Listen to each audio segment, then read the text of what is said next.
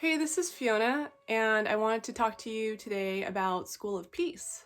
So, in hand analysis, there are four main schools. So, you have School of Service, School of Love, School of Wisdom, and School of Peace, plus all the different subcategories of schools.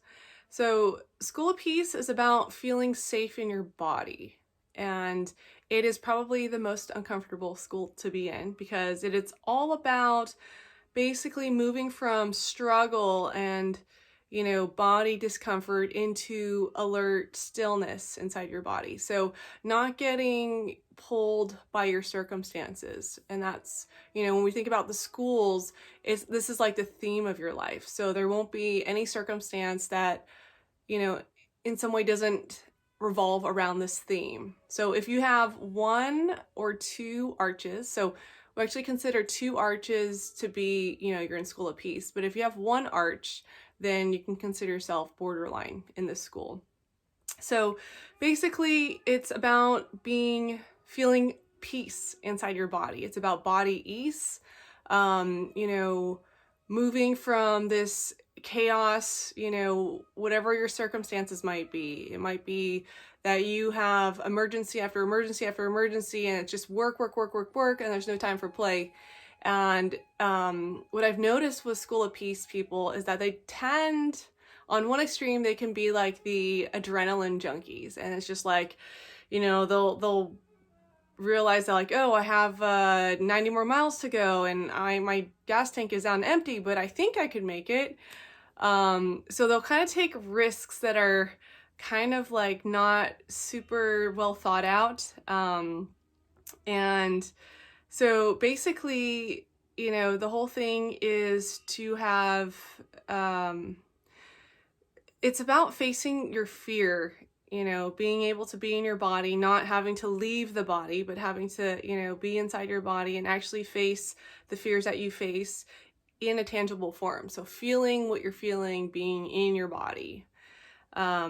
There's what Richard Unger would say about School of Peace, because I think he's borderline School of Peace, is that on one extreme, there's this archetype that's Mr. Sticks and Plates. And this is the person that likes to balance, 16 plates on 16 sticks and keep them all spinning. And it's like that circus act where you're just, right before the dish comes flying down, you have to respin it again, and you have to do this one and this one and this one. And so you have this constant, like, multitasking on steroids type of thing going on.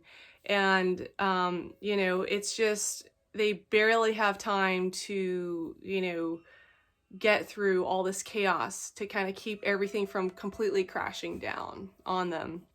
So, it's about realizing that, it's not the circumstances that are really making you feel this way. It's that you are allowing them to kind of take you for a spin.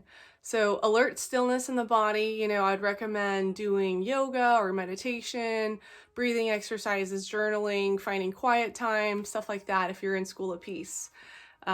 Because this is about, finding time for it's not just about, life isn't just about work, work, work, work, work, work. It's about, making time to have fun, to play, to enjoy your life. And allowing for the possibility of pleasure, not just like, oh, I have to do this after emergency, after emergency, after emergency.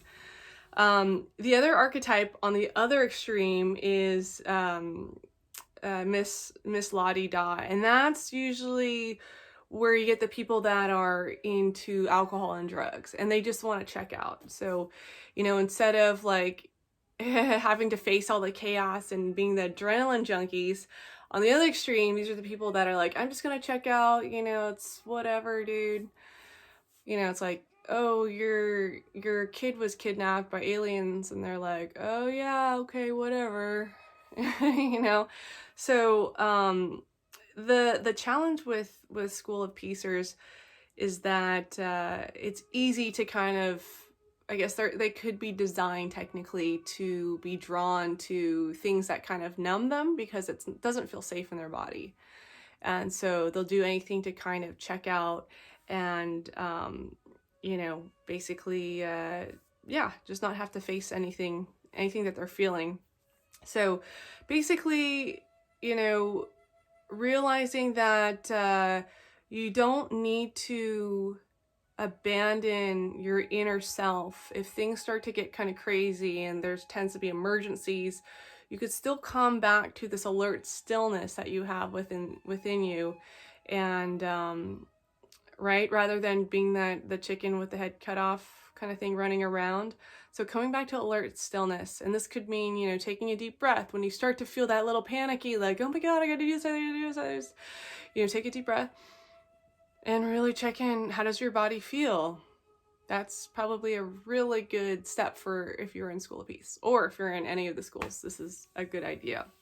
So being in the School of Peace, you know, you have time for family, friends, community, and relaxation without ignoring your responsibilities or without making your life just 100% about your work. This is another thing is sometimes people will be those adrenaline junkies, and they'll be a workaholic, and they'll just be on this like overdrive, and then they'll either have some sort of crisis or injury or illness that forces them to kind of stop what they're doing and rest. And I can kind of see that in myself a little bit. So, you know, being able to have time for relaxation without having to resort to those things is going to be good. And being able to handle the ups and downs of life, you know, yeah, and living in now time instead of, oh, if only I had $1 million, if only I had the perfect relationship, if only this or if only that. So they're living in present time. They're not living in, oh, if only this were, you know, conditional living. So yeah, that is School of Peace, and I would say it's all about feeling safe in your body, coming back to this inner stillness, finding peace by being in the body. All right, if you'd ever like a reading from me, my email is below, and you can check out some of my other videos, and we'll see you in the next one. All right, bye.